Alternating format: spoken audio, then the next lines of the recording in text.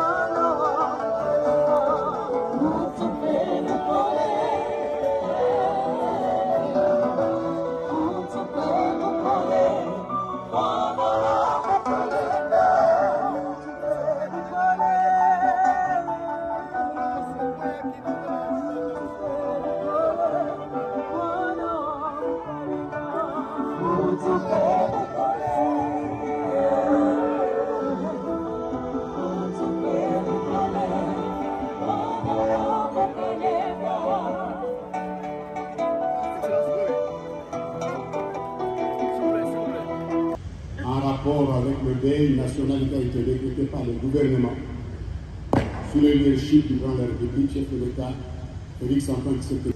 Tokondela tokomisa nzambe mpona bolingo na ye nasengi na boyo balingi nzambe batelema mpona bonde. Tata Nzambe oyebaki osalaki moto kiyebaka te. Moto wana osalaki lui ukomplete mwasi Yesu Kristo.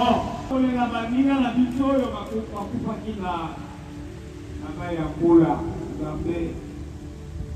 Tala mokonzi na biso ya mbuka oyo alingi bana na ye ya mbuka oyo alingi population aorganize kite oyo po biso banso tukanisa sasa kite awa bambula batela bango mpe malamu mpe protege bango malamu na bainstitution nyonso bazokokamba lokombo na yeleka Tata Nzambe na nkombo na bino misato Tata Mwana mpe Limbo Santu. Amen.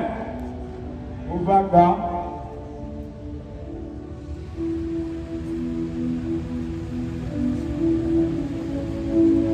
telemaka kopesa nguya Nzambe ya bangunza, Nzambe ya mokili, tika te koluna yo mokola lelo le 20 esika ya paledi pepe elembo oyo ya kokanisa bayo batiki biso. Kimia na yo epesama na mboka na biso, kimia na yo epesama na mokili oyo ote batu bayeba lelo mokili bibimba yebi Kongo ezali kolela. Tika te otangisama ya miso lisusu te me opesa kimia ya boboto oyo bakoko na biso balelaki. Nzambe na biso ayo ya kosenga o tosengi te yo yebi posa ya mokili na biso mpe ya mboka na biso mpe ya moko na moko te tobondeli na kombo ya bakoko na biso, na kombo na yo Pungu Tulendo, na kombo na yo Nzambe mokeli, na kombo na yo Wamba wa Pungu wa Tulendo.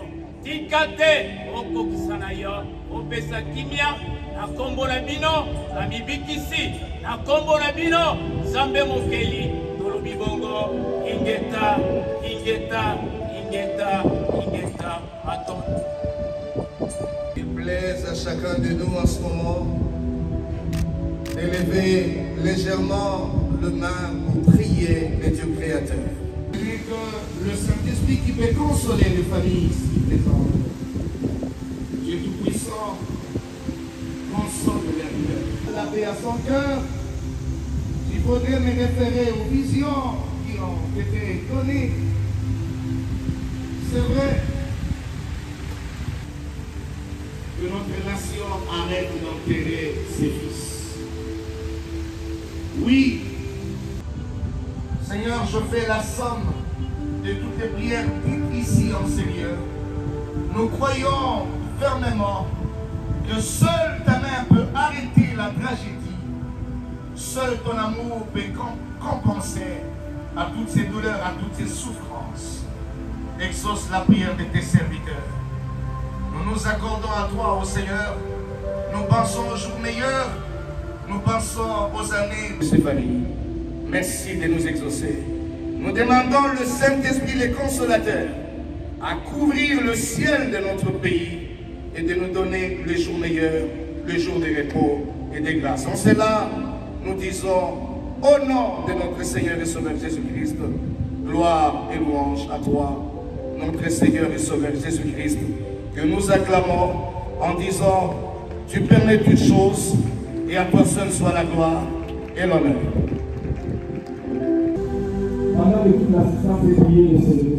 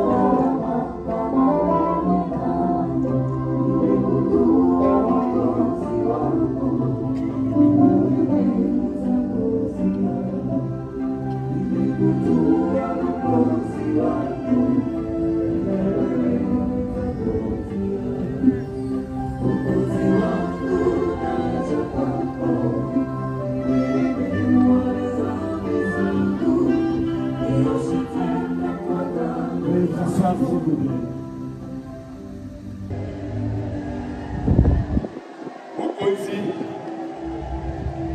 ngai lokola représentant ya bafamille nyonso wana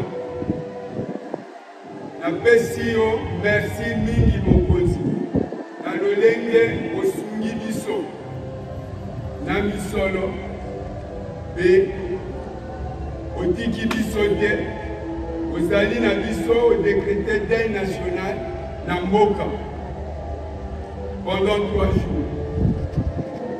Otondi yo, otondi na geste osali biso mpe mokonzi mpona koyebisa yo ete ozalaki na biso osungi biso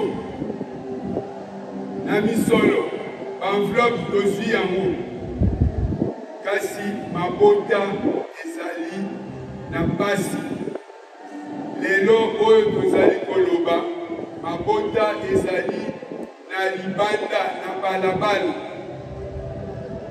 tosengi na yo papa kotika biso te oakompanye biso tina suka po lelo tozwi opportunité ya kokutana na yo face à face papa kotika biso te Tshisekedi azali kosunga mpe sunga biso mabota eza libanda na misolo pesi biso tokoka kotonga ta banga tobomba libota na yo oyo eza libanda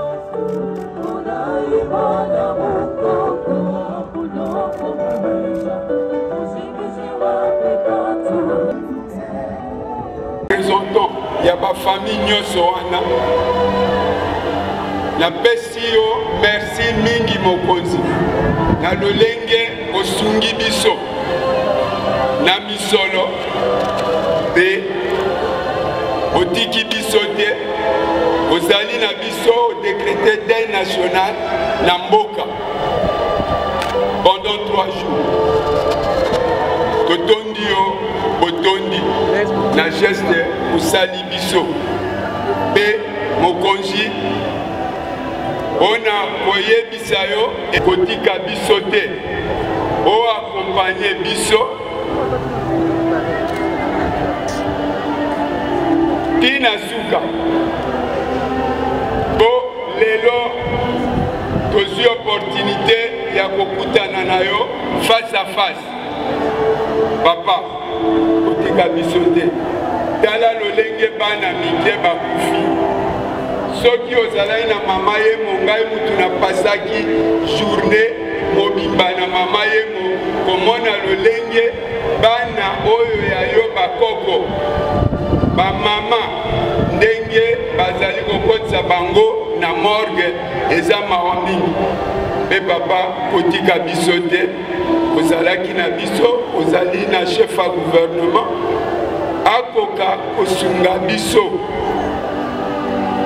yo oza na mama azali motema malamu mama asistaka mabota naoki kopesa baexemple awa liboso te po mokili mobimba eyebi lolenge mama Denise Tshisekedi azali kosunga mpe sunga biso mabota eza libanda na misolo pesi biso tokoka kotonga ta banga tobomba libota na yo oyo eza libanda kotika biso te papa sunga biso pesa biso ata site na niveau ya bakimpoko kuna tokokende eza bisika na mwa misolo mike toza nango ekoki kosunga biso tokoka kotonga mwa banga yango na profite na opportunité oyo mpona yebisa yo soki okosenga ke délégation na biso oyo ya bafamille ya bavictime wana tokoka kokutana na yo tozali prêt po tokutana na yo po oaccompagne biso papa kotika biso te merci je vous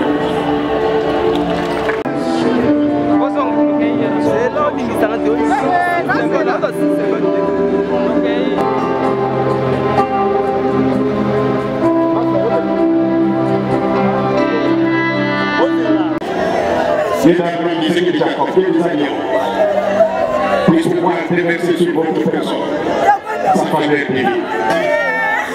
Les compassion pour cette nation qui est la sienne. Le compassion, lui qui maîtrise les temps, lui qui maîtrise le climat. Nous sommes présidents, nous en avons déjà passé, verrons chaque jour les compassions. Famille des victimes. Dès l'instant, depuis le 12, depuis qu'il y a eu ces incidents, nous sommes revenus là. Donc, pour rapatrier, pour acheminer les corps au niveau de la morgue. Donc, nous sommes dans la commission d'organisation des obsèques et c'est beaucoup d'émotion d'avoir perdu 151 Quinoises et Quinois.